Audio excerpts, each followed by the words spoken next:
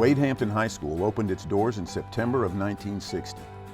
Over the past 60 years, the school has earned a reputation as one of the top high schools in the area. Wade Hampton's athletic teams have won many state championships.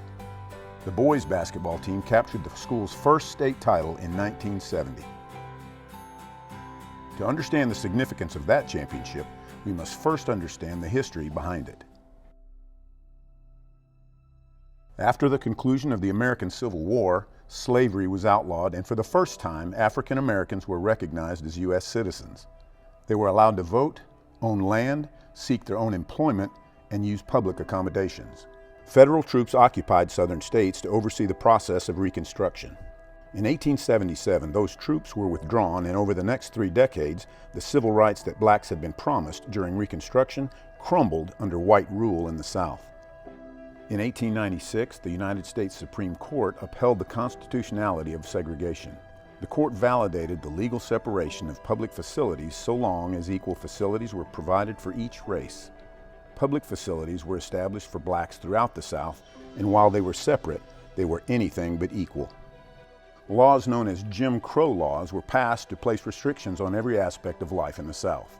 In southern communities like Greenville, South Carolina, blacks and whites were not permitted to work in the same room together, drink from the same water fountains, or use the same restrooms. Nowhere were the inequities of the separate but equal doctrine felt more severely than in public schools. On May 17, 1954, the Supreme Court ruled in the landmark Brown versus the Board of Education case that dual school systems for whites and blacks were unconstitutional. The court concluded that racially segregated schools are inherently unequal and found support for its decision in studies that showed that minority students learned better in racially mixed classrooms. Greenville, like so many southern communities, moved slowly with its plans to desegregate its schools. 16 years after the passing of Brown versus Board of Education, only a small percentage of blacks in Greenville County attended schools with whites.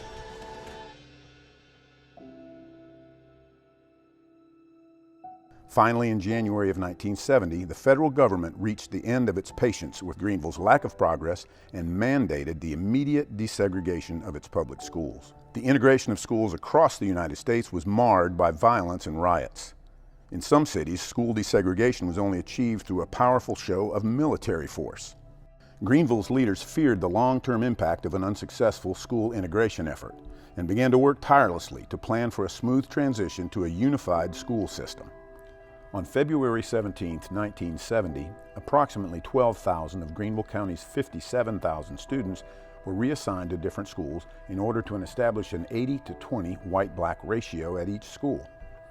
On that day, approximately 300 black students arrived on the campus of Wade Hampton High School to join an existing population of 1,800 predominantly white students. The new students were welcomed in an assembly, and each was assigned a mentor to ease the transition to their new school. The forced mid-year desegregation efforts went smoothly and without incident. Around this time, Wade Hampton's all-white boys basketball team was midway through its season. They held a respectable 11-7 record, but were struggling to earn a berth in the state tournament. Coach Johnny Ross invited 5 of the school's new black students to join his team, including former Beck High School standout Clyde Mays. Despite their diverse backgrounds and the uncertain circumstances surrounding the season, the team members bonded quickly around the common goal of winning basketball games. With Mays leading the way, Wade Hampton won its next 6 games and earned a berth in the state playoffs. The Generals dominated play in the state tournament, outscoring its 3 opponents 214-140 on their way to capturing the state 4A championship. The 1970 boys basketball team marked the first time that white and black athletes had competed alongside each other in a Wade Hampton Generals uniform. The following school year, many black students and parents remained concerned about the lack of representation they were given in their new schools, as well as the continued use of many offensive Southern traditions, such as the playing of Dixie at school events. Meanwhile, whites expressed fears about safety in the schools.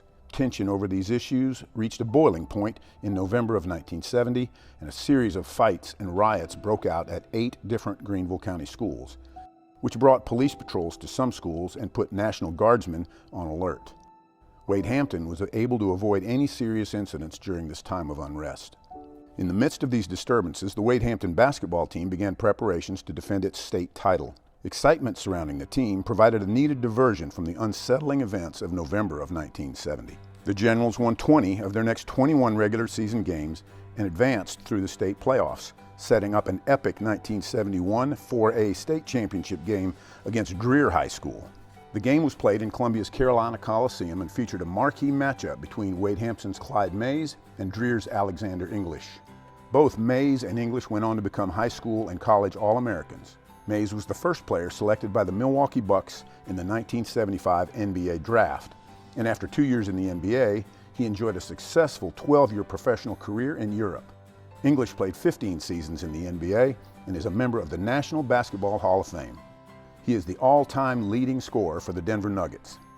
Mays scored 21 points and grabbed 19 rebounds in leading the Generals to a 61-53 win over Greer, giving the Generals their second state 4A championship trophy.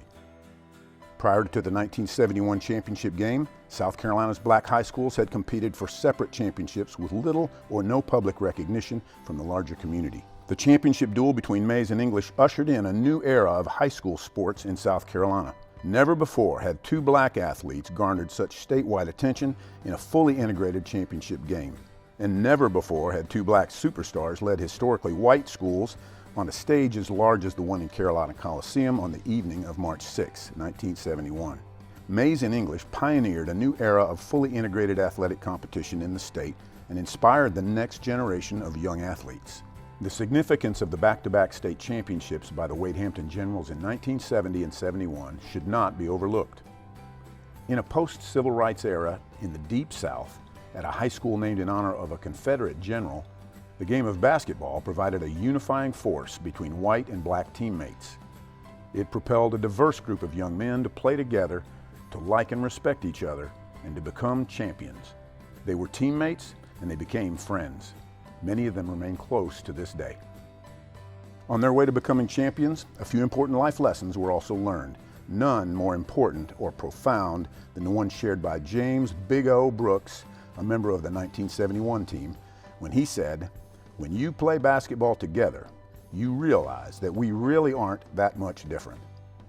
Let us all be inspired by the example of the mighty Generals.